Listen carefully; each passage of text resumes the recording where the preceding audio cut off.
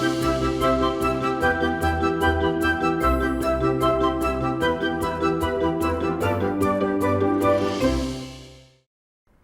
And welcome. मैं हूं प्रियंका संभव। नया साल शुरू हो गया है, न्यू ईयर के सेलिब्रेशंस भी आपने सब कर लिए होंगे। अब कीजिए टैक्स प्लानिंग। क्यों? क्योंकि फाइनेंशियल ईयर 2023-24 यानी असेसमेंट ईयर 2024-25 की टैक्स प्लानिंग के लिए आपके पास अब 3 महीने से भी कम समय बच गया है, जनवरी, फरवरी और मार्च। और अगर आप सैलरीड हैं तो आपके लिए ये विंडो और छोटा होने वाला है, क्योंकि फरवरी के महीने में ज़्यादातर एम्प्लॉयर्स जो हैं आपको कहेंगे कि डॉक्यूमेंट्स जमा कीजिए जो आपने पूरे साल इन्वेस्टमेंट किया, अगर आप टैक्स बचाना चाहते हैं और ओल्ड टैक्स रिजीम में हैं, और अगर इनको आप नहीं सबमिट करेंगे तो टीडीएस कट जाएगा। तो टैक्स प्लानिंग को लेकर आपके मन में होंगे कई सवाल। आज उन्हीं सवालों का हम जवाब देंगे। लेकिन सवाल नंबर 1 कि नए और पुराने टैक्स रिजीम के बीच क्या करना है आपको। तो इन सब बातों को करने के लिए और इनका जवाब देने के लिए मेरे साथ जुड़ चुकी हैं tax expert Gauri Chadha. Thank you so much Gauri, आज आपने वक्त निकाला मनी 9 के लिए। सो इनफैक्ट गौरी से अगर आप भी डायरेक्ट सवाल पूछना चाहते हैं तो कैसे भेज सकते हैं आप सवाल, हम आपको बता देते हैं। आप हमें व्हाट्सएप कर सकते हैं, क्योंकि व्हाट्सएप पे ऑलरेडी मेरे पास सवाल आने शुरू हो चुके हैं। और अगर आप भी भेजना चाहते हैं तो 9311121874 ये है हमारा व्हाट्सएप का नंबर। ईमेल कीजिए money9query@tv9.com पर, और साथ में आप लाइव भी सवाल हमारे यूट्यूब या इंस्टाग्राम पर पूछ सकते हैं। टॉप चैट बॉक्स पर मैं देख रही हूँ अवधेश जी जैसे लिख रहे हैं कि स्टार्ट कब होगा। अवधेश जी, शुरू हो चुका है, बस अब भेजिए अपना सवाल। न्यू और ओल्ड टैक्स रिजीम को लेकर जुड़ा हो या फिर टैक्स बचाने को लेकर जुड़ा हो, जो भी आपको टैक्स के बारे में समझना है भेजिए। टैक्स एक्सपर्ट गौरी चड्ढा मेरे साथ हैं। Gauri, welcome to money 9। सबसे पहले नया साल और न्यू टैक्स रिजीम, अभी जो है वो वक्त आ गया है जब आपको अब डिसाइड करना ही है कि बाय डिफॉल्ट है न्यू टैक्स रिजीम, लेकिन हो सकता है अभी भी लोग कंफ्यूज हों। तो आप कैसे समझाती हैं न्यू टैक्स रिजीम और ओल्ड टैक्स रिजीम में क्या है बड़ा अंतर? इनकम स्लैब से लेकर के टैक्स जिस तरह से लगेगा उसके बारे में समझाइए। देखिए प्रियंका, सबसे पहले तो जो न्यू रिजीम पहले फर्स्ट ईयर में जब लॉन्च की थी तो इतनी अट्रैक्टिव नहीं थी, क्योंकि उसके रेट्स बहुत ज्यादा कम नहीं थे और कोई भी डिडक्शन नहीं मिलती थी। अब जो पिछले साल बजट में जो न्यू रिजीम आई है, जो इस साल आपको जिसका फायदा देखने को मिलेगा जब आप अपनी रिटर्न भरेंगे जून और जुलाई के महीने में, वो बहुत अट्रैक्टिव रिजीम है जिसमें आपका स्लैब रेट काफी कम है। अगर आप देखेंगे इसमें 2-3 बहुत मेजर चेंजेस हैं। सबसे पहले तो आपकी जो बेसिक एग्जेम्पशन लिमिट है वो 2.5 लाख से बढ़ा के न्यू रिजीम में 3 लाख कर दी गई है। तो सबसे पहले तो ये फर्क आ जाता है। दूसरा मेजर फर्क है आपके जो रेट्स हैं वो काफी कम कर दिए गए हैं, इनको बहुत अच्छा कर दिया गया। आप देखेंगे हर 3 लाख के डिफरेंस पे 5% का रेट सिर्फ इंक्रीमेंट हो रहा है। इसको आप कंपेयर करेंगे पिछले साल के रिजीम से तो आपका जो टैक्स है वो काफी कम आएगा। इसके अलावा जो सबसे अट्रैक्टिव मुझे लगता है न्यू रिजीम में, वो है आपकी जो रिबेट है 87A सेक्शन की, वो 7 लाख तक कर दी गई है। यानी कि आपकी इनकम अगर 7 लाख के नीचे है बिना कोई एग्जेम्पशन डिडक्शन के, तो आपको कोई टैक्स ही नहीं देना, आपका सारा टैक्स सरकार माफ कर देगी। और वहीं अगर हम देखें ओल्ड रिजीम में, तो ओल्ड रिजीम में आज भी ये जो लिमिट है ये 5 लाख है। तो अगर किसी की इनकम 6 लाख, 6.5 लाख या 7 लाख के नीचे किसी भी अमाउंट की है, तो वो तो डेफिनेटली ओल्ड रिजीम में कभी भी नहीं जाएंगे अगर उनकी इनकम बिना डिडक्शन के 7 लाख के नीचे आती है। तो वो तो in any case new regime में ही जाएंगे और उनको कोई भी टैक्स नहीं देना होगा। तो डेफिनेटली नया रिजीम इस साल के हिसाब से बहुत अच्छा है। बहुत लोग स्विच कर रहे हैं न्यू रिजीम में। पिछले साल हार्डली कुछ लोग थे जो स्विच कर रहे थे, इस साल बहुत लोगों ने स्विच किया है। और हो सकता है अभी किसी ने ओल्ड रिजीम ऑप्ट कर लिया हो या करने वाला हो अपने एम्प्लॉयर के आगे, बट आगे चल के जब एक्चुअल में रिटर्न भरने बैठेंगे हो सकता है वो भी न्यू रिजीम में शिफ्ट कर जाए। Okay, all right. सो नया रजीम जो है वो अट्रैक्ट कर रहा है लोगों को, जैसे कि गौरी ने हाईलाइट किया। एक तो आपको इसमें बहुत सारे स्लैब्स दिखेंगे, टैक्स को कम करने की कोशिश की गई है, 5, 10, 15, 20, 25 इस तरह से टैक्स पड़ रहा है। और 87A रिबेट जो है न्यू टैक्स रजीम वालों के लिए और अट्रैक्टिव कर दी गई है। आपने अट्रैक्टिवनेस की बात की और ऐसी खबरें आ रही है कि इसको सरकार और अट्रैक्टिव ही करना चाहती है न्यू टैक्स रजीम को। आपको क्या लग रहा है? ऐसी खबरें छप रही हैं कि भाई जो इस बार का फुल बजट आएगा, ना कि अंतरिम, क्योंकि पहले तो हम देखेंगे एक अंतरिम बजट आते हुए, उसके बाद जो फुल टाइम बजट आएगा उसमें शायद न्यू टैक्स रिजीम को और अट्रैक्टिव किया जाए। इनफैक्ट मुझे अभी भी याद है गौरी, मैं और आप साथ में ही वो बजट स्पीच सुन रहे थे जब न्यू टैक्स रिजीम को लॉन्च किया गया था, और मुझे लगता है कि वित्त मंत्री ने बहुत क्लियरली कहा था कि वो जितने डिडक्शंस और जितने छूट दे रहे हैं उनको रोल बैक करना चाहते हैं। और इसी कड़ी में आपको लग रहा है कि न्यू टैक्स रिजीम को थोड़ा और आगे बढ़ाते हुए और अट्रैक्टिव करने की कोशिश की जाएगी, शायद कुछ छूट रिबेट जोड़ दी जाए न्यू टैक्स रिजीम में भी, गौरी? तो प्रियंका, अगर हम कॉन्सेप्ट देखें न्यू रिजीम का, वो कॉन्सेप्ट है कि सरकार हमारे टैक्स पेयर्स के लिए इजी बनाना चाहती है टैक्स, कि ये डिडक्शंस एग्जेम्पशंस को हटा दे और उनकी जो टैक्स की कैलकुलेशन है वो इजी हो जाए और उनको आसानी से कैलकुलेशन कर पाए, आसानी से वो रिटर्न भर पाए और उनको कोई भी ना कंफ्यूजन ना हो, जो ओल्ड रिजिम में इतनी सारी कंफ्यूजन है। तो अगर हम बात करें, सबसे पहले आपने बात की इंटरिम और फाइनल बजट की, तो इंटरिम बजट में हालांकि जब सरकार अपना बजट पेश करती है तो कोई भी बहुत मेजर चेंज नहीं कर सकती है, और फाइनल बजट में वो चेंजेस आते हैं जब सरकार इन पावर आ जाती है, जो सरकार आती है वो अपना बजट पेश करती है। लेकिन अगर हम देखेंगे जब पीयूष गोयल जी ने इंटरिम बजट पेश किया था, तो आप ध्यान दीजिएगा, अगर वो बजट आप लोग देखेंगे तो उनकी जो रिबेट थी 87A की, वो साल है जब उन्होंने उसको 5 लाख कर दिया था इंटरिम बजट में। और पहले सबको लगा कि बेसिक एग्जम्पशन लिमिट ही 5 लाख कर दी है, फिर क्लैरिफिकेशन आई कि बेसिक एग्जम्पशन लिमिट नहीं बढ़ाई गई है, 87A की रिबेट बढ़ाई गई है। तो अपने आप में एक बहुत बड़ा चेंज था जो इंटरिम बजट में हुआ था। तो पास्ट रिकॉर्ड देखें तो मैं ये नहीं कहूंगी कि कभी भी इंटरिम बजट में कोई बहुत मेजर चेंज नहीं हुआ है, हालांकि होना नहीं चाहिए। तो इस बजट में हो सकता है कि बहुत बड़ा चेंज ना हो, बट अगर हो भी गया तो मुझे बहुत ज्यादा ये नहीं, हैरानी नहीं होगी देख के कि चेंज हुआ है। और जो फुल बजट है उसमें डेफिनेटली कोई मेजर चेंजेस आएंगे। अब आपने पूछा कि जो फुल बजट है उसमें अट्रैक्टिव की जाएगी क्या ये स्कीम, तो अट्रैक्टिव करने के लिए जो जैसे आपने चीजें बताई कि कोई डिडक्शन दे दें, कोई एग्जेम्पशन दे दें, या इसमें कोई और रेट को कम कर दें, तो मुझे लगता है कि ये तरीका सही नहीं होगा। क्योंकि देखिए, स्टैंडर्ड डिडक्शन तो ऑलरेडी इस साल वापस ले आया न्यू रिजीम में, एक डिडक्शन वापस आ गई। अब अगर हम बात करें कि कुछ और डिडक्शन ले आएंगे, कोई चाह रहा होगा कि एटीसी वापस आ जाए, एटीसी सबको बहुत प्यारा सेक्शन लगता है, कुछ लोगों को और कोई रिबेट अच्छी लगती है, उनको वो चाहिए होती है। तो हर किसी की अपनी एक इच्छा है एक एक डिडक्शन को लेके। लेकिन अगर आप नए रिजीम में इन सारे डिडक्शंस को वापस ले आते हैं तो न्यू और ओल्ड में कोई फर्क नहीं होगा, इसका न्यू रिजीम का कोई फायदा नहीं होगा, क्योंकि आप न्यू रिजीम को भी कॉम्प्लिकेट कर देंगे।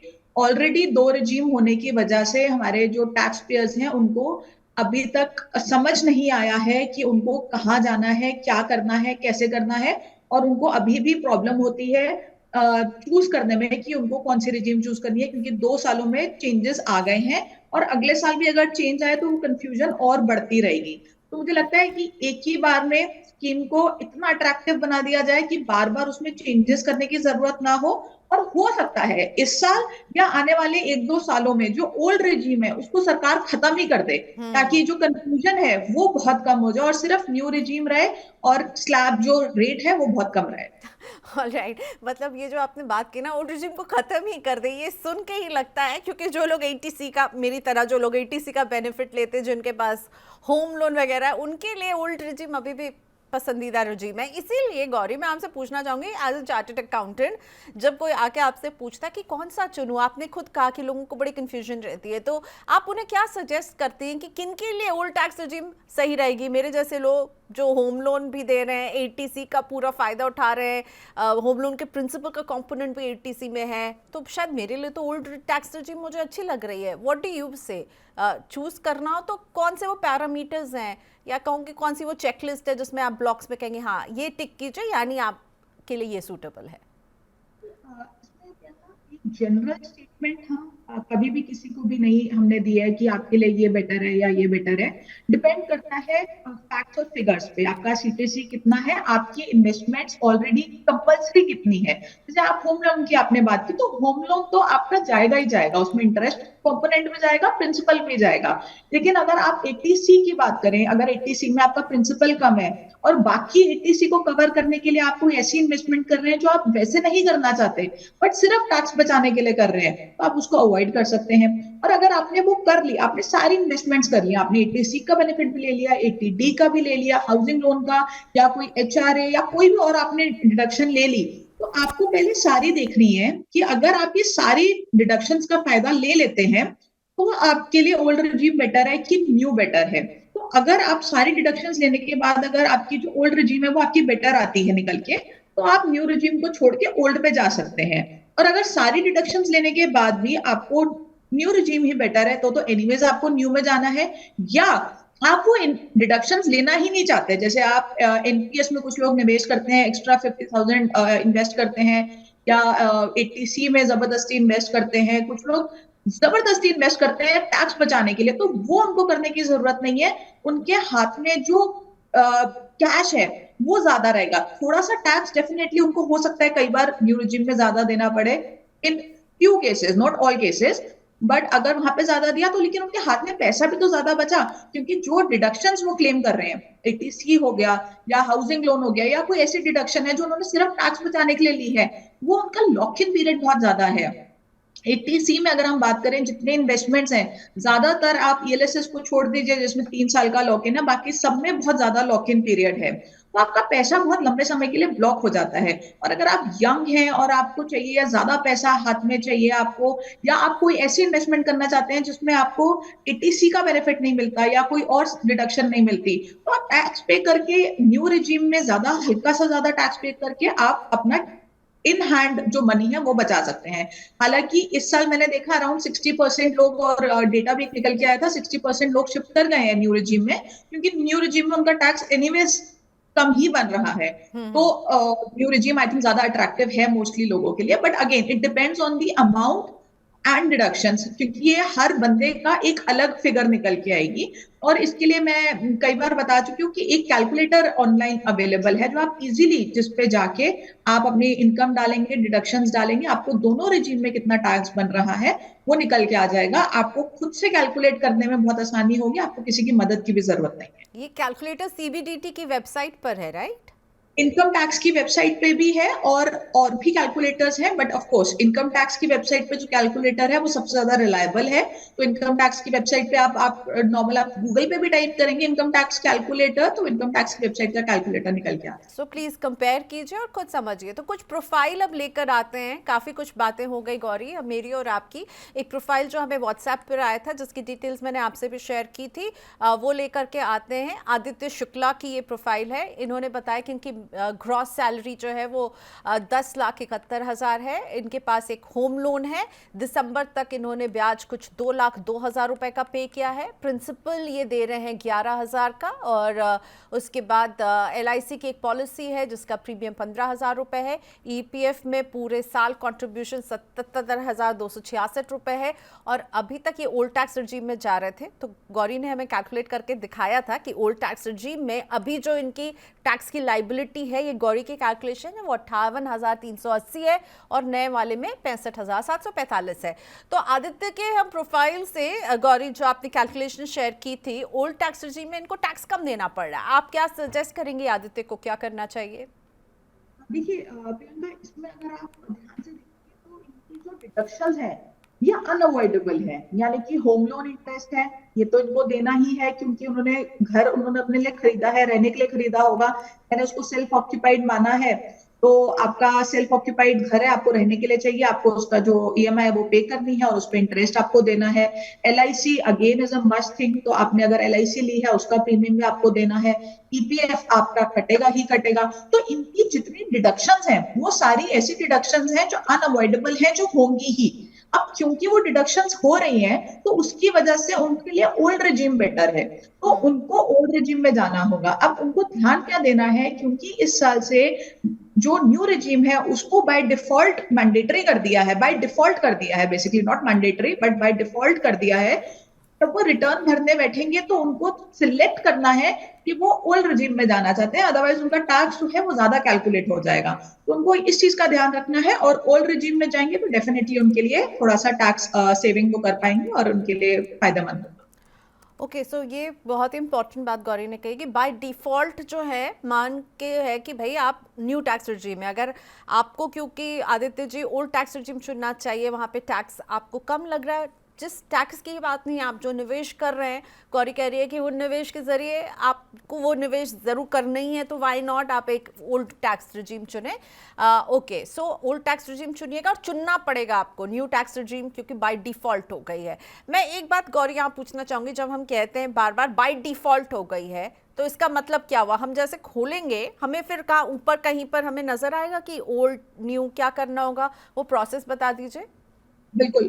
अभी अगर हम देखें तो हमारे आईटीआर 1 और 4 जो है वो सीबीडीटी ने उसकी एक जो आपकी नोटिफिकेशन होती है वो जारी कर दी है, फॉर्म रिलीज कर दी है। यूटिलिटी बाद में आएगी बट फॉर्म आ गए हैं। तो उस फॉर्म में अगर आप देखेंगे तो जैसे आईटीआर 1 की अगर हम बात करें तो ऊपर क्लियरली लिखा है कि अगर आपको ओल्ड रजीम सेलेक्ट करना है तो आपको वो टिक करना है।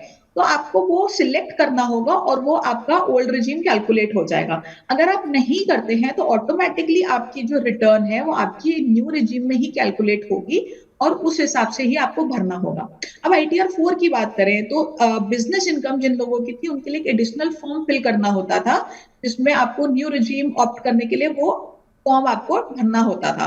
अब क्योंकि बाय डिफॉल्ट कर दिया है इस फॉर्म को, इस रिजीम को, तो आपको वो फॉर्म भी भरने की जरूरत नहीं है अगर आप न्यू रिजीम में जा रहे हैं। तो ओके, ये कुछ चेंजेस हैं जो इस साल से आपको देखने को मिलेंगे रिटर्न में, और ये बहुत इजीली आपको ऊपर ऊपर दिख जाएंगे, तो ऐसे कोई कंफ्यूजन आपको नहीं होगी। बट हाँ, आपको definitely you have to be sure कि आप सही रिजीम सेलेक्ट कर रहे हैं और ज्यादा टैक्स नहीं पे कर रहे हैं जस्ट बिकॉज कि वो आपको ऑप्ट करनी पड़ रही है ओल्ड रिजीम। ओके, आशीष का आप सवाल लेकर आते हैं। आशीष ने भी हमें बताया है कि उनकी जो सीटीसी है, ये 35 ईयर ओल्ड, सीटीसी इनकी है 30 लाख, 4 लाख का एचआरए बेनिफिट इन्हें मिलता है, 1.5 लाख रुपए ये सालाना पीपीएफ में निवेश कर रहे हैं, 50,000 रुपए एनपीएस में सालाना निवेश करते हैं, एक सेविंग अकाउंट है जिसमें करीब 15 लाख रुपए है।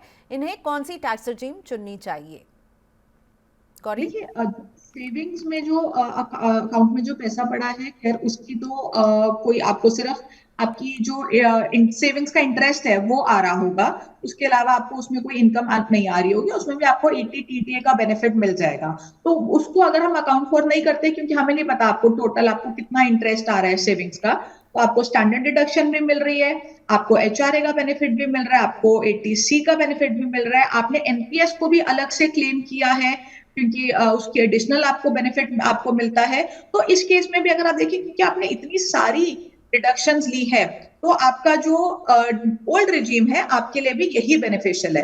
अगर हम यहाँ पे आपका कोई डिडक्शन कम कर देते हैं, यानी कि आपको एचआरए नहीं मिल रहा है या एचआरए की कैलकुलेशन होती है उसमें आपका एचआरए का जो एग्जेम्पशन है वो कम है, या आप अपना 80 सीसीडी 1B भी छोड़ देते हैं, 80C में कुछ अमाउंट कम कर देते हैं, तब हो सकता है आपके लिए न्यू रिजीम बेनिफिशियल हो। अब जैसे मैं अगर देखूं 80 सीसीडी 1B, ये हो सकता है आपने सिर्फ इसलिए किया हो ताकि आपका टैक्स बचे। 80 सीसीडी 1B में अगेन लॉक इन पीरियड बहुत ज्यादा है, तो आप कंसिडर कर सकते हैं आपको कौन से रिजीम में जाना है। बट अगर आप ये सारी डिडक्शंस क्लेम करते हैं, अवेल करते हैं, तो आपके लिए भी ओल्ड रिजीम ही बेटर है। ओके, ऑलराइट, तो ये समझ में आ गया गौरी कि एचआरए भी जो है वो आप अगर न्यू टैक्स रिजीम में जाए तो उसका बेनिफिट आप नहीं क्लेम कर पाएंगे क्या न्यू टैक्स रिजीम में? एचआरए का बेनिफिट भी नहीं आप क्लेम कर पाएंगे, और जो ओल्ड रिजीम में भी जो एचआरए का बेनिफिट होता है वो आपको एक कैलकुलेशन पे बेस्ड मिलता है। 3 कैलकुलेशंस होती है, उनका लोएस्ट मिलता है। तो अगर ये एचआरए उनको अपने एम्प्लॉयर से मिल रहा है तो जरूरी नहीं है कि ये पूरा 4 लाख क्लेम कर लेंगे। अब हमें नहीं पता कि ये एचआरए उनका एक्चुअल फिगर है जो क्लेम करनी है, या ये सिर्फ आपको एम्प्लॉय से मिल रहा है, एम्प्लॉयर से मिल रहा है। तो हो सकता है पूरा का पूरा भी मिल जाए 4 लाख, और हो सकता है इससे कम अमाउंट हो। बट न्यू रिजिम में तो आपको एचआरए का बेनिफिट मिलेगा ही नहीं, जो यूजुअली बहुत बड़ा अमाउंट होता है बहुत लोगों के सीटीसी में, तो उनके लिए न्यू फिर रिजीम में एनपीएस का बेनिफिट मिलता है, राइट, या नहीं मिलता है? एनपीएस का जो एम्प्लॉयर कंट्रीब्यूशन होता है वो न्यू रिजिम में आपको मिल जाता है। But Okay. बाकी किसी एनपीएस का आपको न्यू रिजीम में नहीं मिलेगा, सिर्फ जो यानी मैं एम्प्लॉयर। निवेश करूंगी तो मुझे उस इन्वेस्टमेंट पर कोई रिबेट नहीं मिलेगी, मेरा एम्प्लॉयर अगर मेरे लिए निवेश करेगा तो उसके पोर्शन पर मैं टैक्स छूट ले पाऊंगी न्यू टैक्स रिजीम में भी। तो ये एक्सेप्शन है ना, NPS employer contribution new tax regime के लिए में एक्सेप्शन है, राइट? जब ये न्यू रिजीम आई थी उसी साल सरकार ने इसको एक्सेप्शन में रखा था कि एक्सेप्शन है, आप इसको क्लेम कर सकते हैं एम्प्लॉयर कंट्रीब्यूशन को, लेकिन अपनी कंट्रीब्यूशन आप नहीं कर पाएंगे। तो उसमें भी कुछ लिमिट होती है, ऐसा नहीं है कि एम्प्लॉयर कुछ भी अमाउंट आपका कंट्रीब्यूट कर देगा, उसमें भी कैलकुलेशन होती है, but is usually very small amount, ऐसा नहीं है कि बहुत बड़ा कोई अमाउंट होगा, क्योंकि उसकी भी आपकी सीटीसी के ऊपर डिपेंड करता है कि कितना एम्प्लॉयर कंट्रीब्यूट कर सकता है आपके बिहाफ पे, उसका डिडक्शन आपको हो जाएगा न्यू रिजीम में, बट और कोई डिडक्शन नहीं मिलेगा। ठीक है, तो एक स्टैंडर्ड डिडक्शन मिल रहा है फ्लैट, और प्लस ये एक मिलेगा, और 87A की रिबेट जो है वो आपके लिए 7 लाख की इनकम पर है न्यू टैक्स रिजीम में।